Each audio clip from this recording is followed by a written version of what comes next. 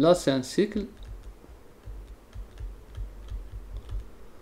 Dans le cycle c'est différent. Là ça va être un acide. C'est comme on a vu avec le carbaldéhyde. Là ça va être un acide cyclohexane avec E.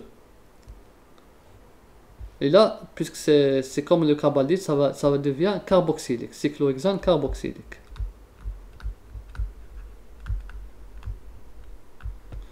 Maintenant, si je vous donne cette molécule,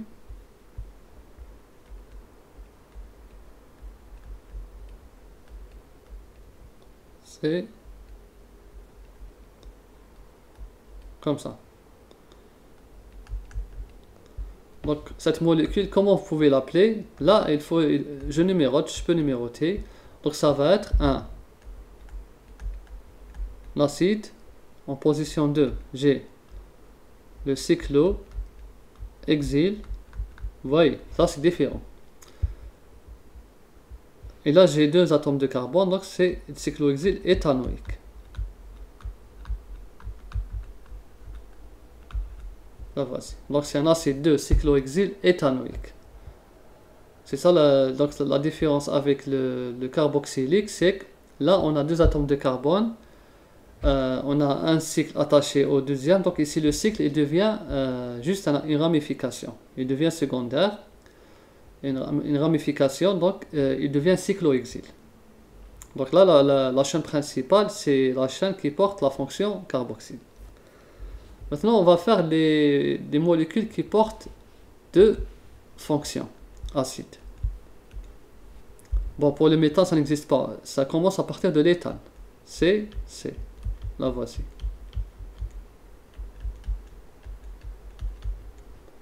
Cette molécule, on l'appelle acide éthane. Et là, j'enlève le E. Éthane dioïque. Voilà. C'est l'acide éthane dioïque.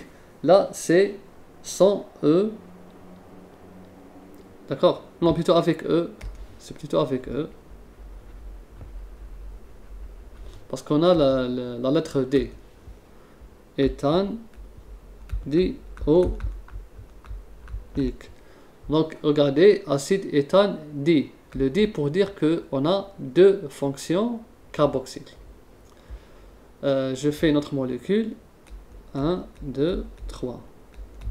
CO, OH, H2 et COOH. Là aussi, ça va être un acide. Là, c'est un 1, 2, 3. C'est pas la peine de numéroter parce que les carboxyles sont des fonctions terminales.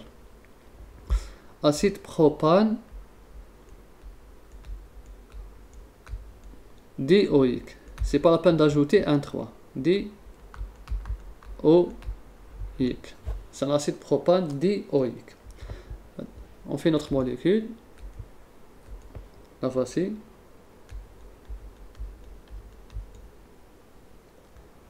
Donc ça va être ici. COOH. Et là, COOH. Ensuite, on a ici CHO. Et là, j'ai ça. Donc si vous voyez, là, j'ai deux fonctions carboxyles. J'ai deux carboxyles. C'est un diacide. C'est les prioritaires. Ensuite, j'ai des substituants. J'ai celui-ci. La fonction acétone. Et j'ai la fonction aldéhyde. Maintenant, je vais numéroter. Je dois, parce que c'est des substituants, je dois connaître leur position. Donc, je vais numéroter. Regardez, ça va être 1, 2, 3, 4, 5, 6. Donc là, j'ai un substituant en position 2, qui est l'acétone. L'acétone en position 2, qu'on appelle oxo. Et j'ai un substituant en position 4. Le 4, c'est l'aldéhyde. Tout à l'heure, on a dit que l'aldéhyde, c'était oxo. Mais tout à l'heure, il appartenait à la chaîne principale. Si vous vous rappelez, la voici la molécule de tout à l'heure. Quand l'aldéhyde appartient à la chaîne principale, il devient systématiquement oxo. Regardez là. il est oxo. Là, l'aldéhyde, il n'est pas en position, il n'appartient pas à la chaîne principale. Ici, non, c'est-à-dire la chaîne principale, elle n'est plus, il n'y a pas de chaîne principale, il n'est pas attaché à la chaîne principale. Là, il est en dehors de la chaîne principale. D'accord, je peux l'écrire si vous voulez. Donc ici, il n'appartient pas, on va dire, n'appartient pas à la chaîne, n'appartient pas à la chaîne principale. À la chaîne principale. Quand il n'appartient pas à la chaîne principale, il devient formyle. Formyle.